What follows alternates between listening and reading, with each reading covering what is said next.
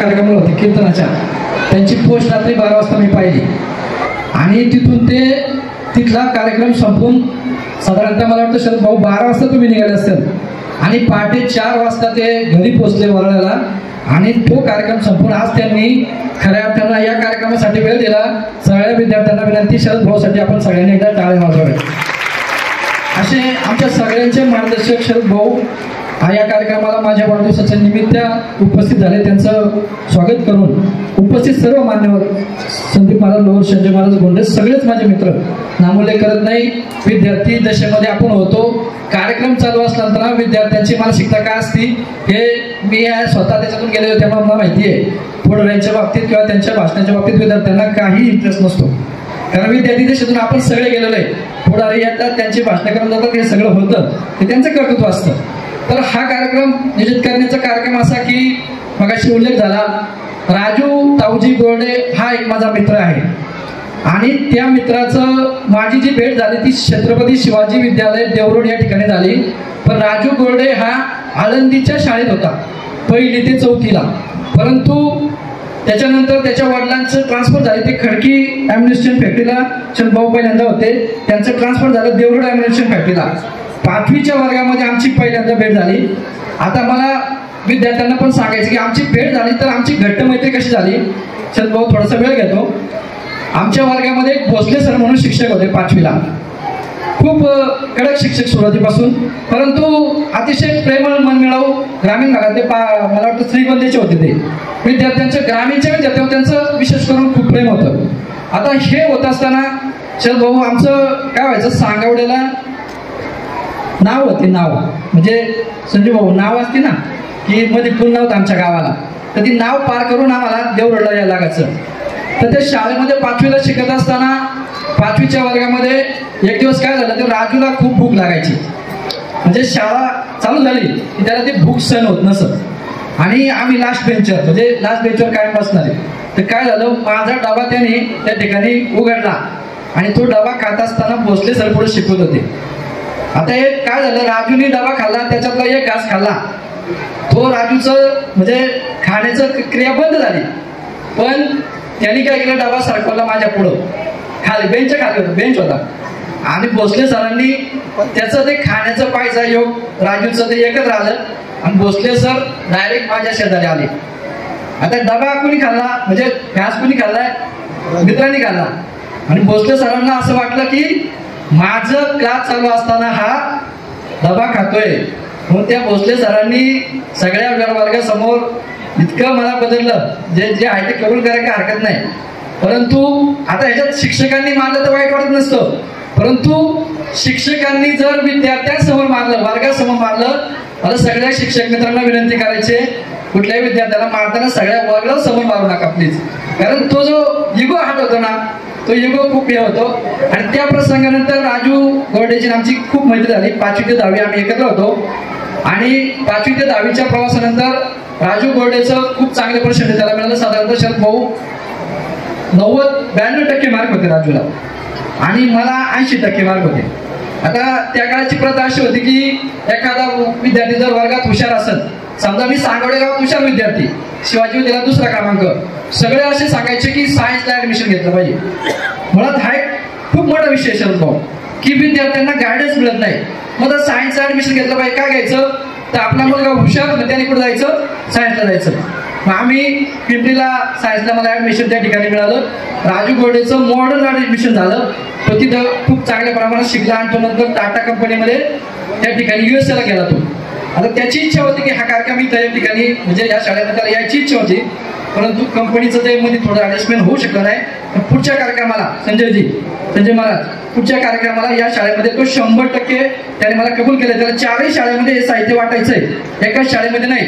तर पुढच्या कार्यक्रमाला येण्याचं त्यांनी मला शब्द दिलेला आहे आणि त्या कार्यक्रमाला तो येणार आहे. आता माझा जीवन प्रवास सांगताना माझा प्रभू भारती तुम्ही आपल्या जन्मविषयी जी नाळ जोडली, आदरणीय आमचे किरण भाऊ राक्षे यांचे मित्र ज्या शाळेमध्ये शिकले ती शाळा म्हणजे आळंदीची 1 नंबरची ही नगरपालिकेची शाळा आणि या शाळेचं काहीतरी देणं लागतोय. कोणत्याही उपकारामध्ये प्रत्येकाला हिंदू धर्मामध्ये आपल्याला शिकवलं जातं की उपकारातून उतराई झालं पाहिजे. नवे नवे उपकार प्रत्येकाने जाणले पाहिजे आणि आपल्या जन्मविषयी आपल्याला प्रत्येकाला प्रेम पाहिजे. या लहान वयामध्येच ज्या शाळेमध्ये मी शिकलो, ज्या शिक्षकांनी मला शिकवलं, या विद्यार्थ्यांचं मी काहीतरी देणं लागतो, या शाळेचं काहीतरी देणं लागतोय. म्हणून वाढदिवसाला केक कापले जातात, वाढदिवसाला वेगळ्या पद्धतीने सेलिब्रेशन केलं जातं. पण हा आगळा आणि वेगळा भाऊ हा वाढदिवस आहे. या वाढदिवसामध्ये आज मुलांच्या खांद्यावरती हे शाळेचं दप्तर प्रत्येकाला या ठिकाणी वाटप होणार आहे.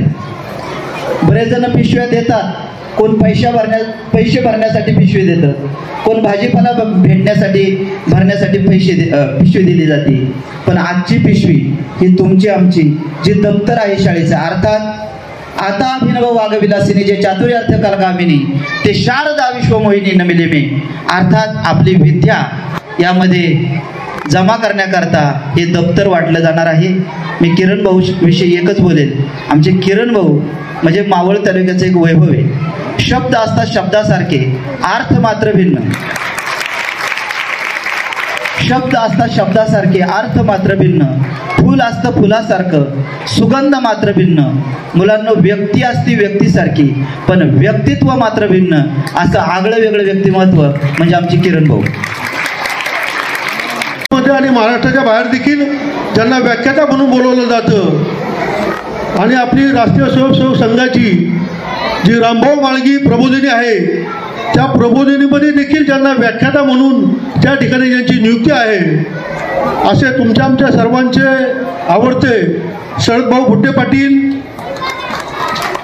त्याचप्रमाणे किरण भाऊ राक्षे यांच्यावर प्रेम करून या ठिकाणी भारतीय जनता पार्टीच्या वेगवेगळ्या आघाड्याचे जिल्ह्यातील वेगवेगळ्या पदावर काम करणारे, या ठिकाणी उपस्थित असणारे सर्व पदाधिकारी कुठल्याही पक्षात नाही आहेत, परंतु किरण भाऊ प्रेम करतात असे अनेक मंडळी या ठिकाणी उपस्थित आहेत. त्याचप्रमाणे या ठिकाणी ज्यांनी कार्यक्रमाचं उत्तम असं या ठिकाणी नियोजन केलं, आमचे आळंदी शहराचे अध्यक्ष किरणराव येळवंडे, त्यांचे सर्व सहकारी, आणि या ठिकाणी अचानकपणे देखील सांगून देखील या ठिकाणी उपस्थित असणारे आमचे सर्व पत्रकार मंडळी आणि या शाळेचे सर्व आदरणीय शिक्षक शिक्षिका आणि विद्यार्थी. खरं तर आपलं प्रत्येकाचं नामोल्लेख या ठिकाणी करणं गरजेचं होतं, परंतु संयोजकांनी या ठिकाणी आपल्या सर्वांचा नामोल्लेख करून या ठिकाणी सन्मान केला आहे. विद्यार्थी या ठिकाणी वयाने खूप लहान आहेत आणि ते लवकर या ठिकाणी आले, म्हणून आपल्या सर्वांचं या ठिकाणी नामोल्लेख न करता आपल्या सर्वांची दिलगिरी व्यक्त करून मी आपल्या सर्वांचं या ठिकाणी आळंदी शहराच्या वतीनं अंतःकरणापासून स्वागत करतो. आणि किरणरावला आपल्या सर्वांच्या वतीनं या ठिकाणी त्यांच्या वाढदिवसानिमित्त अंतःकरणापासून या ठिकाणी शुभेच्छा देतो. त्यांचं भावी आयुष्य सुखाचं, समृद्धीचं, आनंदाचं आणि आरोग्यदायी जावं. त्यांच्या हातातून देशाची, धर्माची या ठिकाणी उत्तम सेवा घडवो आणि त्यांच्या मनातल्या सर्व आकांक्षा आणि आकांक्षा पूर्ण व्हाव्यात अशा सदिच्छा आणि शुभेच्छा देतो. खरं त्यामुळं संत ज्ञानेश्वर माऊलीच्या संजीवन समाधीनं पावन झालेल्या या आळंदीमध्ये आज तुमचा वाढदिवस साजरा होतोय. तुमच्या मतदारसंघामध्ये, तुमच्या मावळामध्ये वेगवेगळ्या स्वरूपाचा तुमचा वाढदिवस साजरा होईल, पण आज आळंदीमध्ये ज्ञानोबाचा आशीर्वाद तुम्हाला लाभतोय. निश्चितपणानं तुमचं भवितव्य हे माऊलीच्या आशीर्वादानं नक्कीच चांगलं होईल. ही छोटी छोटी जे उपक्रम असतात ना, हे खूप महत्त्वाचे असतात. आज तुम्हाला साधं वाटेल की आम्ही विद्यार्थ्यांना दप्तर दिलंय, आपल्या मनामध्ये काही नसतं. आम्ही देखील शरद भाऊ 10वी संपल्यानंतर 82ला आमची 83ला आमची 10वीची बॅच होती ज्ञानेश्वर विद्यालयाची, आणि ती संपल्यानंतर आम्ही तत्कालीन विद्यार्थ्यांनी ठरवलं की आपण ज्या ज्ञानेश्वर विद्यालयामध्ये शिकलोय त्या विद्यार्थ्यांकरता आपल्याला काहीतरी करावं लागेल. म्हणून आम्ही 80-82च्या नंतर 85 साली साधारणतः एक ज्ञानेश्वर विद्यालय माजी विद्यार्थी संघटना स्थापन केली, आणि त्या माध्यमातून आम्ही देखील त्या काळामध्ये शालेय विद्यार्थ्यांना दप्तर असेल, शालेय साहित्य असेल याचं वाटप करत होतो. तुम्हाला सांगण्याचा उद्देश काय आहे की आज तुम्हाला छोटा कार्यक्रम लाभतोय, परंतु त्याची अनुभूती आम्हाला 15-20 वर्षानंतर अनेक वेळा आली. त्याचे 2 उदाहरण फक्त मी या ठिकाणी सांगतो आणि माझं भाषण या ठिकाणी संपवतो. मी एकदा वाडिया कॉलेजमध्ये गेलो होतो. एका मुलाचं ॲडमिशन होतं शरद भाऊ, आणि त्या ॲडमिशनला गेल्यानंतर एक अप टू डेट एक माणूस आमच्या जवळ आला आणि आम्हाला काय म्हणलं, गुंडरे पाटील तुम्ही काय कामानिमित्त इथं आलात? काय म्हणलं बाबा, एक ॲडमिशनचं काम होतं त्याकरता आलो आहे. ॲक्च्युली मी ते सगळं डेप्युटी डायरेक्टरला सांगून त्या प्रिन्सिपलला ते सगळा विषय पूर्ण केला होता ॲडमिशनचा, परंतु तो अप टू डेट माणूस माझ्याजवळ आला. आम्हाला म्हणलं पहिलं कॅन्टीनमध्ये चाला, आमचं जे स्टाफचं जे कॅन्टीनचं आतलं जे चेंबर असतं तिथं आम्हाला त्यांनी चहापानी केला. आता त्याला विचारावं कसं की बाबा तू कोण आहे, परंतु शेवट मी धाडस केलं, साहेब राग मानू नका, आपण कोण आहेत ते मला कळलं तर बरं होईल. मला म्हणला गुंडरे पाटील तुम्ही आम्हाला ओळखलं नाही का? म्हणलं मी प्रांजळपणे सांगतो की खरंच तुला आम्ही ओळखलं नाही. नाही म्हणला, तुम्ही ज्यावेळेस 90 साली 85 ते 90 सालापर्यंत तुम्ही वह्या पुस्तकाचं वाटप करत होता त्यावेळेस मी ज्ञानेश्वर विद्यालयामध्ये होतो आणि खरोखर त्या वेळेमध्ये माझ्या पालकांची किंवा आमच्या कुटुंबाची शाळा शिकवण्याची ताकद नव्हती, परंतु तुम्ही दिलेल्या वह्या पुस्तकामुळं मला त्यावेळेस खूप मदत झाली आणि मी आज या ठिकाणी जे वाडिया कॉलेजचं जे हॉस्टेल आहे त्या हॉस्टेलचा मी आज प्रमुख आहे. हे एक उदाहरण आम्हाला झालं. त्यानंतर आमच्या अशोक कुराडे त्यावेळेस माझ्याबरोबर होते. आम्ही एकदा रात्रीच्या 11-12 वाजता